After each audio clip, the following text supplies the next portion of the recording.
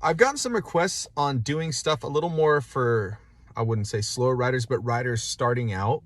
So what I'm going to have is I'm going to have a basic series, and the basic series is going to be building your foundation. And when you can build your foundation with the basic series and get faster doing the more basic stuff, and you know you're solid on this, then you can jump into the videos where I detail, the doing the corners without brakes, the no brakes drill, stuff like that.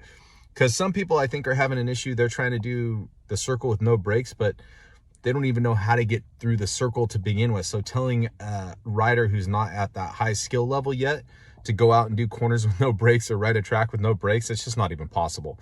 So in the basic series, I'm going to just show people how to get over stuff, how to get over obstacles, how to get through corners when you're just first starting out. And it's going to be basic motocross techniques. So it's going to apply to off-road too. But this is how you're going to, and then once you get this stuff down, then you can build on this. So my first one's going to be on body positioning while braking and body positioning while accelerating. And this is something that gets wrong. I see people get wrong all the time, even really fast people. So yeah, enjoy the video, and I'm going to group this into a playlist, and then I'm going to have the basic videos, and then the other ones are going to be a little more advanced. And I'm going to try to start splitting up the videos so you can kind of go step by step to get better. Thank you. So in this video here, it's really quick. You can't really see what I'm doing, but when you slow it down, you're going to see that when I come through the corner and out of the corner, I'm going to pull myself forward. So you look at my white helmet, I'm pulling myself forward over the handlebars, and I'm initiating that with my hips. And I'm also keeping my feet, trying to keep my feet on the balls of the foot peg. And in the picture, you can see my front wheel is coming off the ground. Now, if I did not initiate myself forward with my hips, and I let myself go back, what would happen is I would start to loop out and pretty much lose the bike and have to let off. Now, regardless of if you're wheeling or not throughout a corner, you need to come out of the corner and you have to pull your upper body forward. You have to anticipate what the bike is going to do. The throttle is going to want to pull the bike forward, so you have to initiate at the hips and pull yourself forward before the throttle gets away from you. If you stay neutral or you let yourself drift back, you're going to lose the bike. And that's why, like, when you see people that trail ride or people that are just total recreational riders, you hear that rah, rah, they're on the gas, off the gas. And that's because they're sitting neutral, they're hitting the gap, they're not initiating at their hips, and they don't have a strong core, and they're just letting themselves fly off the back of the bike, and they create this choppy riding style. And if you watch the pros or even the faster riders at the track and you hear how hard they're able to get on it out of corners, it's mainly because of their body position. They get that head, they get that upper body forward. And you can even see here, I have my feet pointing at a downward angle. They're not quite on the balls of their feet, but I'm using my feet, my legs, and mainly my hips and core to pull myself forward as I'm coming out of this corner. Super important. Every corner, drive your head flat back, initiate from the hips, and pull your body forward as you accelerate. It's got to be a timing thing. As soon as that throttle cracks, your hips drive forward, your upper body drives forward, your head drives forward, and you lock on tight to that bike. You got 60 horsepower in a 450. It's going to be hard to hold on. So you need to anticipate what the bike's going to do and pull yourself forward under acceleration and drive from your hips and your core. All right, so now we're moving on to braking.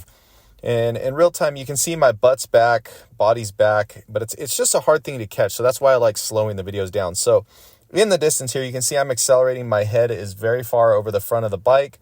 And as we zoom in a little bit, you can see I'm accelerating, and then I go straight to braking. And as you can see, when I brake, I get my butt off the seat and I throw my butt back, keep a flat back, and I'm on the balls of my feet, at least with my left foot, doing my braking. And as I come through the corner here, you can see immediately under acceleration, that head and upper body are coming forward, and I'm pulling myself in front of the handlebars. And one thing that I want to point out is you cannot have any hesitation between acceleration and braking. You got to be accelerating or instantly on the brakes once you're done accelerating. And that's why, the old saying, on the gas or on the brakes. Well, this is where it applies. You're on the gas or on the brakes. And I see this with a lot of young kids is they'll accelerate out of a corner and then they'll just have coast time. They'll just coast and then they hit the brakes. And I know, like in corners, I talk about roll zone. That's the one spot it's okay to have a little bit of coast is in the starting of the corner. But when you're coming down straightaways, it has to be instant. It has to be gas to straight on the brakes right away. And you can see in this picture here, my braking position. So as soon as I'm done accelerating out of that corner, I stand up, I get my balls of the feet on the foot pegs, and that butt goes back. My butt is almost over the rear fender. My knees are behind my toe, and even though my right foot is on the rear brake, I still got my ball of my foot on my left foot peg because I want to put as much weight to that back of that bike so the bike doesn't kick on me when I'm trying to slow down. And you can also see the compression of my forks. So I'm heavy on the brakes right here. I'm trying to go as fast out of that corner as I can, then instantly get on the brakes to get ready for the corner. And my head went from being over the handlebars to being back on the bikes. I have my body back, but I keep my head forward. What you don't want to do is you don't want to get those knees in front of the toes. You got to have the knees behind the toes when braking. That is probably one of the most important things. Those knees always need to go behind the toes when braking. So again, instant. From gas to on the brakes right away. It's got to be one motion. There cannot be any hesitation in between, no coasting. And that's how you build speed. That's how you have more control. And that's how you get faster. So let's sum up the key takeaways from this video. Under acceleration, you're going to pull your upper body forward and you need to initiate the hips. Don't round your back and try to pull your body forward that way. That is just going to mess you up. It's going to get you all out of control. It's going to make your suspension feel bad. Drive from your hips. Squeeze the bike and stay on the balls of your feet to drive power to the rear wheel. Under acceleration, if you're flat-footed, you're not going to have weight driven to the rear wheel when accelerating. So that's why it's really important to stay on the balls of your feet. It keeps the weight down low. Even if you're sitting down, it's still going to keep the weight on the rear tire. You're going to get more traction and more drive forward. Head drives forward as well. So that's part of pulling the upper body forward. Your head's going to be forward. And you can see in some of those pictures and videos, my head is over the handlebars. The harder you want to drive out of the corner, the more that upper body has to come forward and the more the head has to come forward. It'll allow you to basically come out of the corner. And the more you can drive from the hips and pull your body forward, the quicker that bike's going to come out of the corner.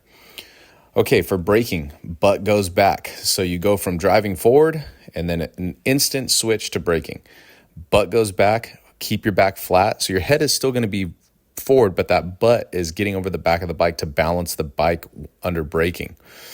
You can have a flat back, balls of the feet, at least your left foot. So the thing is, you're going to be using the brake with the toes of your right foot. But you need to, when you're done braking with the rear, you want to get both those balls of the feet back on the foot peg. If you're flat-footed on one, most likely you're going to get done with the brake and you're going to be flat-footed on the other. And it keeps the weight driven to the back of the bike. So when you're hitting those kicker bumps, it's going to keep that rear end sucked down. So make it a habit when braking, even though your right foot is using the rear brake, that left foot is on the ball of the foot and it's driven down. Use both brakes, okay? Sometimes we do front brake only drills, but when you're trying to do aggressive braking in your hard braking zone, you need to use both brakes. And the big thing is knees always need to be behind the toes. If the knees are in front of the toes, you're going to hit those brakes and that bike is going to get really, really out of control and crazy on you.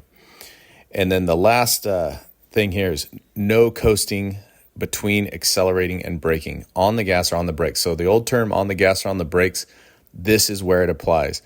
Roll zone and corners is the only place you can coast on a track. When you're done with that heavy braking and you're on your turn in, that's the only place you can coast. And then if you're really advanced and you're trying to scrub the faces of jump, that's another place where you're doing something off gas. But those are the only two places on a motocross track that you are going to be coasting on.